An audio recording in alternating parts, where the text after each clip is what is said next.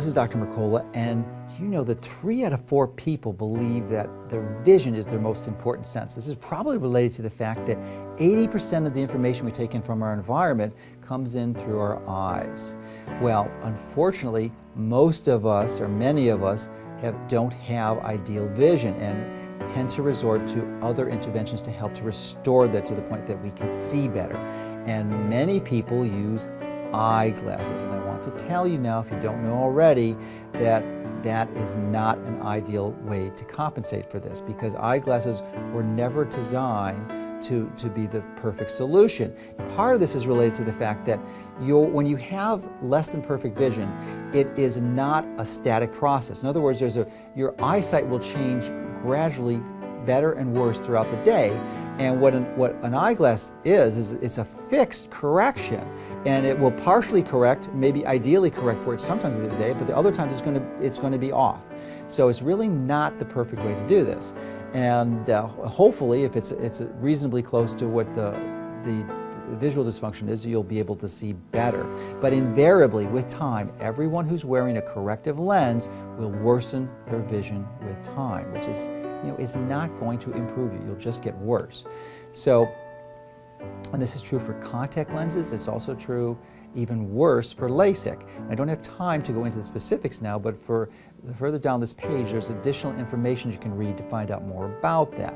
But interestingly, this is particularly tragic for children, because in some countries, less than 2% of the children are wearing glasses, where in other countries it's over 50%.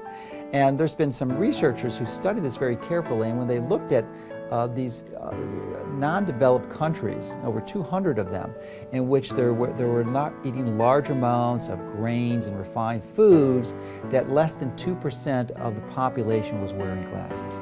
And that the moment they started to introduce these foods into their diet, it radically started to increase, and the people started to lose their vision. So this is a major clue that our diet has something to do with it. And it's probably related to the fact that when you have these grains and sugars and processed foods, your insulin tends to rise, and that causes metabolic dysfunctions and insulin growth factors, and that seem to have an effect and an impact on your vision. But if you are a child, I believe it's particularly tragic, because children tend to be the best group that responds most dramatically to these natural interventions we'll talk about in a moment. So some simple strategies you can do to limit the likelihood that your child will be wearing glasses would make sure that they visit the right specialist, because if they're going to see a general optometrist or an OD, the likelihood that they'll be prescribed glasses is about 35%, 1 in 3 chance. If in fact they see an MD ophthalmologist, a specialist in eye diseases, that decreases to about 12%. But if they see a subspecialist, a pediatric ophthalmologist, the likelihood goes down to about 2%. So just by picking your specialist properly, you'll radically reduce the likelihood of your child going on glasses. So what are the options then? I mean, obviously you can improve the diet, as we mentioned, but there's many of us, it's not going to be enough.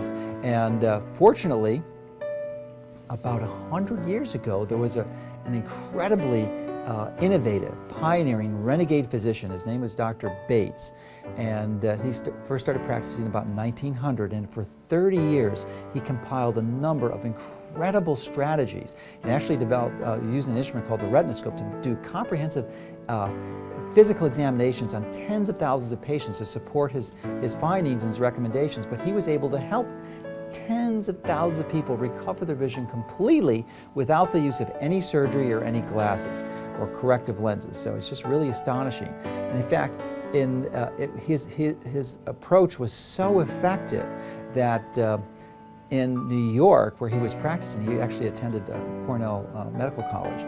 They actually made it illegal. The other eye care professionals actually lobbied the legislature there and made it illegal to practice the Bates method, because they were afraid of the competition that he was providing. So in fact, it's still illegal today. But nevertheless, his books and materials are available. There's been a number of teachers who's taught this throughout the years, and literally there's probably hundreds of thousands of people who recovered their vision using this method, and I happen to be one of them. Interestingly, about it was 8 or 9 years ago now, I went on a health cruise, and we were sitting at a table, and most of us were older than, at least in the mid-40s, and there was about a dozen of us, and there was only one person at the table who didn't require the use of reading glasses to read the menu, and that person was 20 years older than everyone else. I thought that was astonishing, so of course I asked him about it, and he shared with me that he had actually received training 20 years previous to that with the Bates method, and had seen for the last 20 years did not require the use of glasses. I thought that was astonishing, so much so that when I got back home from the cruise, I quickly scheduled a visit and did the training. It cost me a few $1,000s, but it was one of the best investments I ever made, because now I rarely ever require the use of reading glasses. I keep them around for emergencies, because in very low light situations or very tiny print where I almost need a magnification to read it, I will require it. But I would say that's only a few times a year. So for the most part, I do not require the use of reading glasses. So it's really extraordinary, and really one of the best health strategies, interventions that I've ever done. And let me just share with you a few of those principles, because I think they could help you too.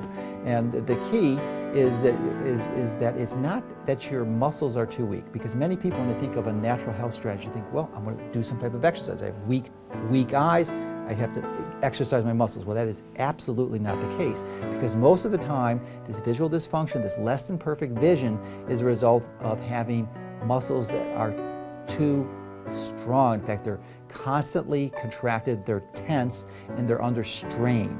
And the key to improving that is to have this mental relaxation that goes through and causes those eye muscles to relax so that your eyes can function properly and they can have perfect focus. And that really is the central core of all the strategies to help you recover your vision, is this focus on relaxation. And it really is profound, because it has other benefits in your life, not just being able to see properly, but other benefits. Of course, many of you are familiar with benefits that relaxation strategies has from meditation and prayer and other approaches. So this is one of them, is that you can see better. Specifically, there's some little tips that you might like, and I think that you might find helpful. One of them is to understand that you typically do not want to squint. Now, when you're reading print that's hard to see, you'll tend to want to squint. And because why? Because it works, and you will be able to temporarily see a little better, but that is one of the worst things you can do. And if you find yourself or catch yourself squinting, you want to stop that immediately. And beyond that too, you want to notice any tension around your eyes. If you're reading on the computer screen or a book and you just notice that there's a little bit of a semi-minor squint there, you just want to consciously relax. So you do that all the time, to check in to make sure that you're not doing that behavior, because that squinting is going to make your vision worse. And the alternative strategy that you can use if you need to see better for a specific print is to blink. Blink your eyes very rapidly, and that will help your muscles relax and will help you to focus, and you'll begin to see much clearer. Now, another strategy is that you want to avoid the use of sunglasses. That may sound like a contradiction, because if you're in the sun, you're going to want to squint. Well, you can easily compensate for that by wearing a hat or a cap, like I do. And this way your eyes will be in the shade, you won't be squinting.